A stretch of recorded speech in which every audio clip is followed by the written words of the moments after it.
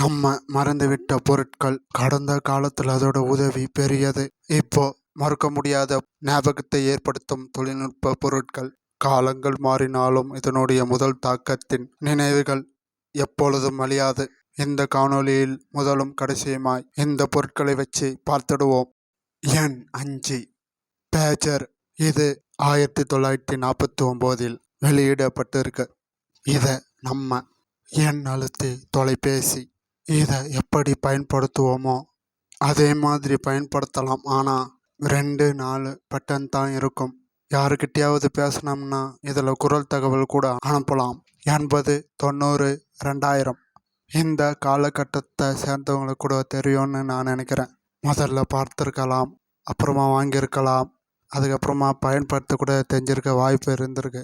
1949 வந்திருந்தாலும் இது இன்னமும் விற்பனையில் தான் இருக்கு. யாராவது வாங்க நினைச்சா கண்டிப்பாக வாங்குங்க. உங்களுடைய பழைய நினைவுகளை இது தூண்டிவிடும். உலகம் முழுக்க ஸ்மார்ட் போன் வளர்ச்சி இருக்கும் போதே பேஜர் வெற்றியின் உச்சம்தான். எண் 4 சோனி வாட்ச்மேன். இது 1982 வெளியிடப்பட்டிருக்கு. இதை அப்படியே பார்த்தா டிவி தான், ஆனால் நம்ம பேரில் தொலைக்காட்சி, ரேடியோ ஆனால் வானொலின்னு கூப்பிட்டு பழக்கம் இல்லை. இந்த ரெண்டையும் சேர்த்த கலவை தான் இது. ஸ்மார்ட் போன் இல்லாத காலகட்டத்திலேயே ஸ்மார்ட்டாக வந்த தொழில்நுட்பம் இது. உலகத்தில் இருக்கிற எல்லா மக்களுக்கும் சோனி நிறுவனம் தயாரித்து விற்கப்பட்டது. ஆனால் இதனுடைய உற்பத்தியே 2000 நிறுத்தப்பட்டது. இதை பார்த்து தான் ஸ்மார்ட் போனே வந்ததுன்னு நான் சொல்லலை, சோனி சொல்கிறாங்க. பழைய பொருட்கள் மீது அதிக ஆசை கொட்டுவாங்க. கண்டிப்பாக இதை தேடுவாங்கன்னு நான் நினைக்கிறேன். எண் 3 பாம் பைலட். இது 1996 கம்ப்யூட்டிங் நிறுவனத்தால் வெளியிடப்பட்ட டிஜிட்டல் கம்ப்யூட்டர். இதில் அடங்கியிருந்த செயல்பாடுகள் தொடர்பு, நாள்காட்டி, குறிப்புகளுக்கான செயலி அடங்கியிருந்தன. 2-4 மாதிரிகள் இதனுடைய நிறுவனத்தால் வெளியிடப்பட்டிருக்கு.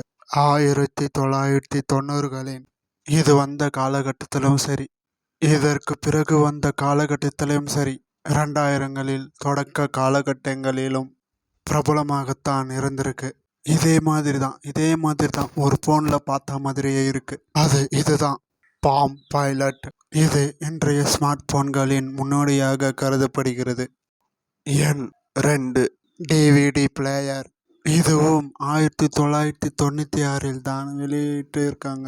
இதனுடைய நிறுவனம் சோனி.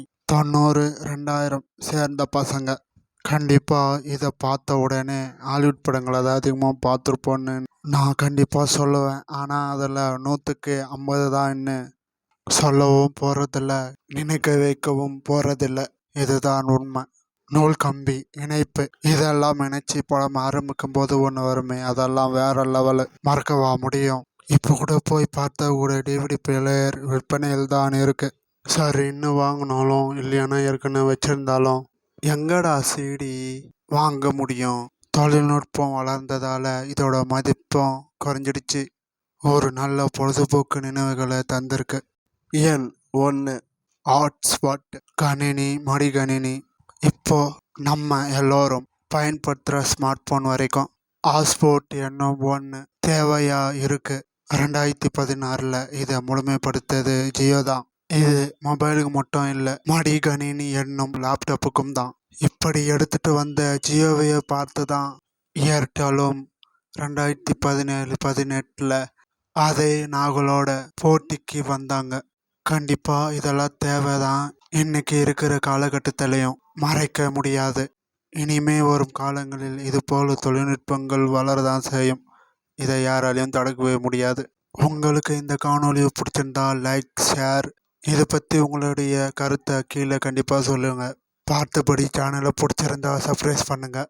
பக்கத்தில் வர பில்லை அடிக்க மறந்துடாதீங்க. அப்புறம் அடுத்த காணொளியில் பார்ப்போம்.